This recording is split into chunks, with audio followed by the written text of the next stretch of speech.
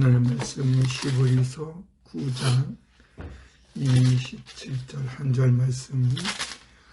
한 번 죽는 것은 사람에게 정해진 것이요 그 후에는 심판이 있으리니.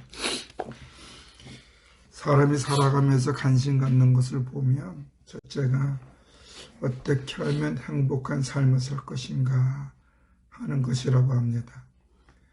행복한 삶을 살기 위해서 또 어떻게 해야 할 것인가, 여기에 지대한 관심을 갖고 있는데, 그러다 보니 행복한 삶을 살기 위해서 첫째는 자신이 잘하는 것을 하면 행복하지 않을까. 두 번째는 돈이 좀 있어야 된다. 세 번째는 건강한 것이 건강해야 된다. 자기가 잘하는 것도 해도 건강이 잃지 않으면 소용이 없고, 돈이 있어도 건강이 없으면 소용없지 않는가. 그래서 요새 나름대로 운동이 많이 한다고 합니다. 어린아이부터 청년, 장년, 노인에까지 운동 시간을 많이 늘린다고 합니다.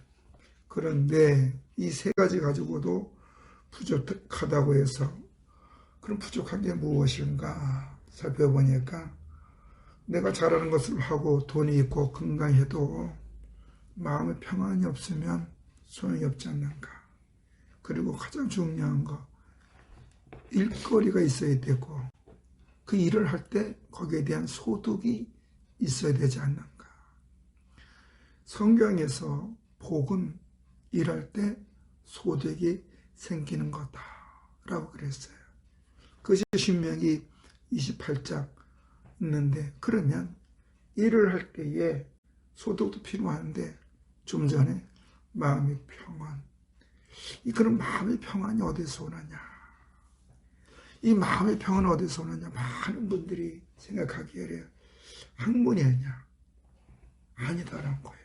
여행이냐, 아니라는 거예요. 인간관계에서 오느냐, 아니다라는 거예요. 마치 전쟁의 포화 속에 갓난 아기가 엄마 품속에서 엄마의 젖을 빠는 모습이 가장 평안하다는 그 세계 사진작가들이 말하는 것처럼, 아이는 엄마 품에 있을 때 행복한 것처럼 사람의 참된 평안은 여호와 하나님을 경외해야 되지 않을까. 왜냐하면 사람의 근본이 하나님의 형상이기 때문에 하나님을 떠난 사람들이 과연 행복할까? 하나님을 떠난 사람들 어떻게 보면 화려한 꽃꽂이가 아닌가라고 하는 분들이 많이 있습니다. 꽃꽂이는 되게 예쁩니다. 그러나 꽃꽂이는 어떻게 돼요? 점점 죽어가요. 왜? 수분이 많아지기 때문에, 원줄기부터 뿌리가 잘라졌기 때문에. 인간도 마찬가지예요.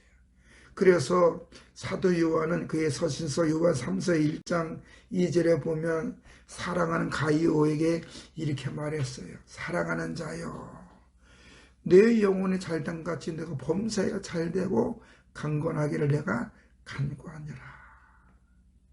여기서 보면 이 사도 요한은 가이오라는 사람한테, 내가 너를 놓고 기도하는데 네 영혼이 잘되고 네가 범사에 하는 일이 강건해지기를, 성장해 있기를, 튼튼하기를 내가 기도한다. 이건 형통하기 위해서 기도한다는 게 아니에요. 내 영혼이 평안하고 네가 하는 일이 튼튼해지기를 기도한다라고. 그럼 이게 뭐냐? 어떤 상황 속에서도 그 상황을 이겨내가서 그 상황 때문에 힘들어하지 않는 걸 얘기하는 거예요. 우리가 영혼이 잘 되기 위해서는 그 영혼이 물질이나 권력이나 권세를 의존하는 것으로 착각하고 있는데, 일반 사람들은 영혼이 잘 된다는 건 그래도 물질도 있어야 되고 권력도 있어야 되고 건강도 해야 되고 하지만, 예수 그리스도 안에서 영혼이 잘 된다는 것은 다른 게 아니라 하나님의 말씀을 의존할 때 오는 은혜인 줄로 믿습니다. 그리고 요한복음 14장 26절 27절에 보면, 보혜사 그 아버지께서 내 이름으로 보내신 성령, 그가 너에게 모든 것을 가르치고 내가 너에게 말한 모든 것을 생각나게 하리라. 평안을 너에게 끼치노니 곧 나의 평안을 너에게 주노라. 내가 너에게 주는 그것은 세상에 주는 것 같지 아니하니라. 너희는 마음에 근심하지도 말고 두려워하지도 말라 라고 했습니다. 하나님의 은혜 속에 있는 사람들은 성령님의 인도하심에 따라 하나님의 말씀 안에서 평안을 얻는 거예요. 그 평안을 얻는 게 뭐냐면 첫째가 하나님 앞에 내가 있구나. 천지만물을 창조하신 하나님이 나를 도와주려구나. 그래서 그 하나님을 두려워하지 않고 하나님 말씀을 의존하면서 순종하는 삶을 산다는 거예요. 왜냐하면 우리의 모든 것이 하나님의 주권 속에 있음을 알기 때문에. 그래서 솔로몬은 전도서 12장 13절과 14절에 보면 이래 결국은 다 들었으니 하나님을 경외하고 그 명령들을 지킬지어다. 이것이 모든 사람의 본분이라. 하나님은 모든 행위와 모든 은밀한 일을 선악간에 심판하느니라. 믿음의 사람들은 하나님의 심판을 본다는 거예요. 그래서 하나님의 말씀을 의지하는 거예요. 그러나 믿음이 없는 사람은 어때요? 자기 소견대로, 자기 생각대로, 자기 방법대로 살아가는 거예요. 우리가 솔로몬이 그 소돔과 고모라 성의 멸망에 보면은 거기에 보면은 뭐 남색하고 여색하고 뭐 이런 이성 멸망했다 그랬는데 실제적으로 뭐 의인 10명이 없어서 멸망한 거예요. 예수를 믿는다고 하면서도 그 당시 소돔과 고모라 사람들의 그 풍습에 마음을 뺏겼다는 거예요. 하나님을 경외하며 하나님의 말씀을 듣는 것이 아니라 하나님 기뻐하는 것이 무엇인가 알아서 하나님 사는 것이 아니라 하나님을 인정해요. 하나님을 인정해요. 그러나 세상 풍습에 따라갔다는 거예요. 그러니까 이들은 그 소돔과 고모라에 하나님을 경외하는 사람이 몇 명 있을까요? 엄청나게 많을 거란 말이에요. 그래서 아브라함은 최소한 50명을 했지 않겠는가.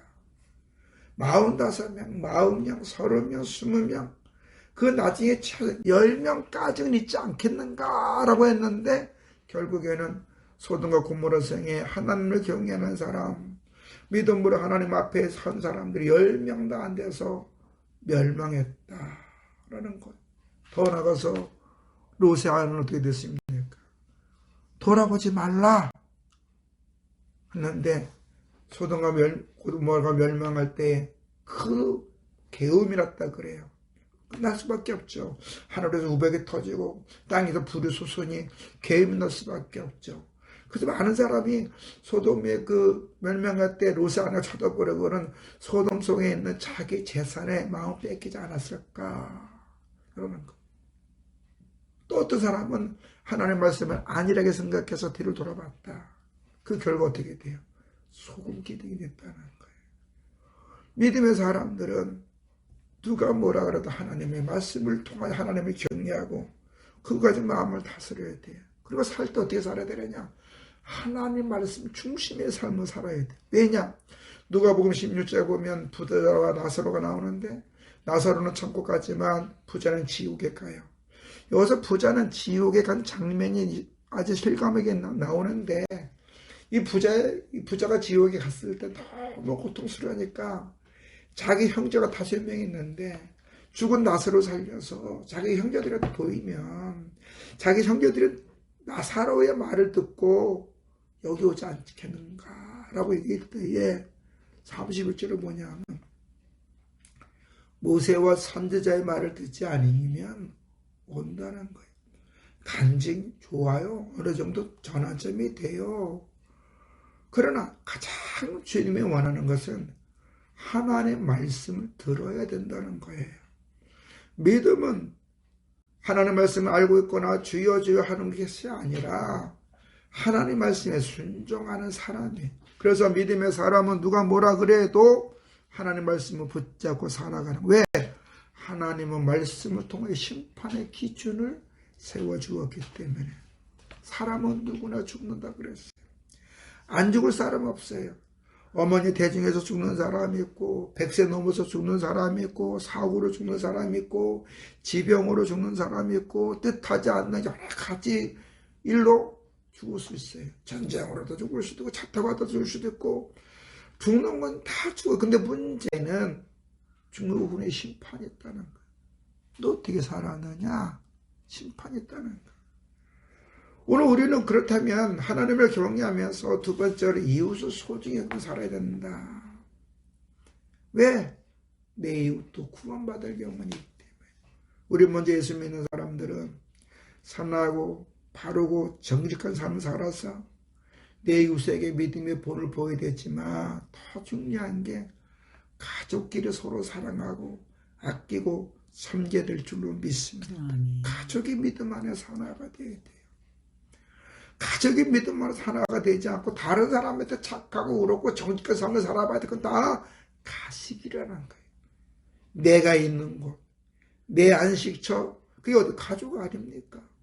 어떤 사람은 교회에서는 믿음의 장로야, 믿음의 집사야, 믿음의 목사인데 가정에서는 포악하고 자녀들한테는 정말 폭언과 폭행을 일삼는 부모가 있대요. 그건 하나님 앞에 거짓된 것이에요. 가정에서 본을 보이고 가정에서 서로가 서로 돕고 정말 서로가 서로 연약함을 기도해 주면서 부모는 자녀를 있고 자녀는 부모를 했고 형제는 형제끼리 하나님 앞에 은혜를 구하면서 서로가 서로 도모할 때 그 삶이 곧 이웃에게 삶의 소망과 비전을 주는 거예요. 어떤 목사님이 이런 간증을 했습니다. 자기네 집은 맨날 싸운다는 거예요.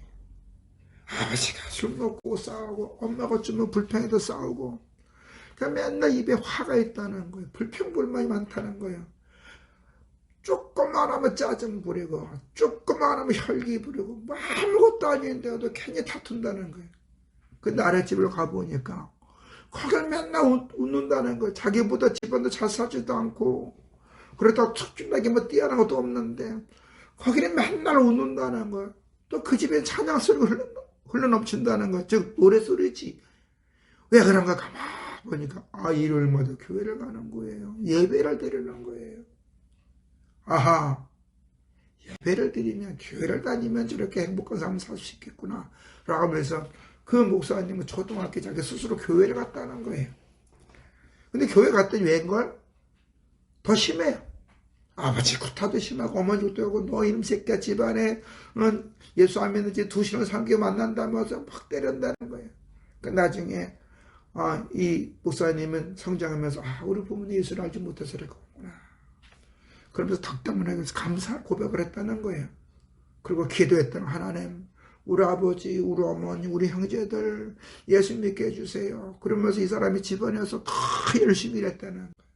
공부도 열심히 했다는 거예요. 어느 순간에 집안이 웃음기 생긴다는 거예요. 칭찬 모두가 받겠다는 거예요. 그래서 이 목사님이 나중에 목사 돼가지고 자기 형제들 부모를 다 전도했다고 하면서 집안이 행복하면 복음도 전도하더라 라는 얘기합니다. 우리는 세 번째로 하나님 앞에 있는 사람들은 주어진 일에 최선을 해. 이거는 세상 사람도 마찬가지예요. 성실하지 않는 자는 빈곤해질 것이고 성실한 자는 밥 먹고 사는 거예요.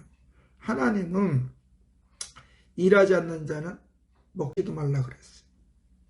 그 뭐냐? 게으르고 나타나고 말만 반짝한 자에게는 소득을 안 준다 그랬어요. 아까도 얘기했지만 신명기 28장에 보면 하나님의 말씀을 듣고 순종하는 자에게 복을 준다는데 잘되게 해준다는 거예요. 무엇을 하든 잘되게 결과 좋게 해준다는 거예요. 그러면 이렇게 하나님 앞에 성실한 자에게 함께하는 자는 어떤 은혜가 임하느냐. 하나님 앞에 성실하게 살아가는 자는 늘 하나님과 동행해 주실 줄로 믿습니다. 동행한다는 게요. 책임져 준다는 거예요. 하나님이 함께하는 자는 하나님이 책임져 줄 줄로 믿습니다. 그게 하나님의 은혜예요. 그 하나님 앞에 그 함께하는 사람은 자신의 형편과 사정을 다 하신 하나님 앞에 있는 대로 기도하지. 하나님 도와주세요. 도와주세요. 도와주세요. 왜요? 자녀하고 부모에게 도와달라면 당연한 거거든요. 부모는 자녀를 돕는 것도 당연한 거예요. 그러면 부모는 자녀에게 어떤 일을 잘 도와줄까? 부모의 마음을 기쁘게 하는 일을 다 주고 하는 것처럼 하나님을 하나님 앞에 성실하고 정직하고 바르게 살아가는 사람, 하나님 말씀 순종하는 사람을 잘 도와줄 줄로 믿습니다. 그게 늘 함께한다는 거예요. 그리고 두 번째로 하나님이 함께하는 사람들에게는 범사에 감사의 고백이 나올 줄로 믿습니다. 감사합니다. 그러니까 예수 안 믿는 사람은 도저히 이해가 할 수 없는 거예요. 저 사람 왜 저거 가지고 감사할까? 도저히 할 수 없는 거예요. 그러나 믿음의 사람, 은혜의 사람, 이 또한 하나님 섭리가 있는 줄 믿고 하나님 앞에 감사하다 보면 감사하는 모든 걸 해결할 수 있는 축복의 열쇠고 마음의 평안을 주고 소망을 주는 줄로 믿습니다. 아멘. 그러다 보니 어떻게 돼? 이웃에게 선한 영향력을 줄 수 있도록 하나님은 그를 높여주는 줄로 믿습니다. 시편 37편에 보면 여호와께 모든 걸 맡기는 자 창호의 빛처럼 높여주는 거예요. 하나님을 경외하는 자, 하나님 앞에 사는 사람은 하나님 이웃에게 선한 영향력을 주셨도록 반드시 세워줄 줄로 믿습니다. 그래서 오늘 우리는 내 행위를 달아보시는 하나님 앞에 날마다 깨어 있어야 되는 거예요. 내가 누구의 자녀인데 그게 아니에요. 인간이라면 하나님을 경외하고 하나님 앞에 서 있을 때 그리고 주어질 최선을 다했다는 그 선한 영향력뿐만 아니라 그가 이 땅에 죽어서 어떻게 되냐? 심판을 통해서 지옥에 가는 거죠. 하나님의 품, 거지가 나사렛 품에 간 것처럼 우리는 이 땅에 죽어서 하나님 나라에 갈 줄로 믿습니다. 그게 구원이에요. 구원. 그게 믿음의 구원이에요. 오늘 우리는 본문의 말씀을 명심해야 될 것입니다. 나는 언젠가는 죽고 죽은 후에는 하나님의 약속에 의해서 심판이 있다. 그럼 내가 이 땅에서 어떻게 살아야 될 것이냐? 믿음으로 하나님 옆에 살자. 그럼 하나님 나를 부끄럽지 않게 해주실 거라는 확신을 가지고 오늘도 내일도 영원도 하나님 앞에 내 모습을 돌아게 보면서 오늘 내가 해야 할 일을 기도하는 거예요. 부족함이 있는 대로 연약함이 있는 대로 그럼 하나님 도와주세요. 도와주세요면서 우리가 믿음의 것을 넣으면 하나님 반드시 아름답게 우리를 사용하고 우리를 통해서 열국의 주 앞에 돌아올 수 있는 축복의 통로로 세워질 줄로 믿습니다. 아멘. 걸어가신 아버지 하나님, 주여. 사람은 한번 죽고 죽은 후에는 삶의 내용에 대해서 심판하신다. 그랬습니다. 성경은 여호와를 경외하고 순종하는 자에게 복을 주신다 분명히 말씀하셨고 순종하지 않는 자는 반드시 심판한다 그랬습니다. 그래서 어떤 이는 영생, 어떤 이는 영벌에 간다고 하는데 우리는 그 하나님 앞에 믿음의 옥슨 열매며 하나님 앞에 나의 생각과 판단에 의지하며 사는 것이 아니라 하나님 은혜를 구하면서 주어진 일을 최선을 다하고 살다 부족함을 느낄 때 그 부족함으로 기도하고 하나님 그 문제 해결해 주면 감사하면서 다른 사람들 돌아볼 수 있는 저희들이 되게 해 주시옵소서. 만물이 아버지 것입니다. 저희들에게 물질의 은혜를 허락해 주시옵소서. 물질이 없으면 주의 일도 하는데 많은 어려움이 있습니다. 아버지의 삶과 여호와를 경외하고 그의 나라와 그의 의를 구함이 있을 걸 더해 주신다고 했는데 당신의 영광을 위해서 살고자 하오니 주의 선한 일을 하고자 하오니 영혼을 주 앞에 세우고자 하오니 복음의 증거를 살며 살고자 하오니 필요한 물질을 허락하여 주시옵소서. 예수님의 이름으로 기도드려 사옵나이다.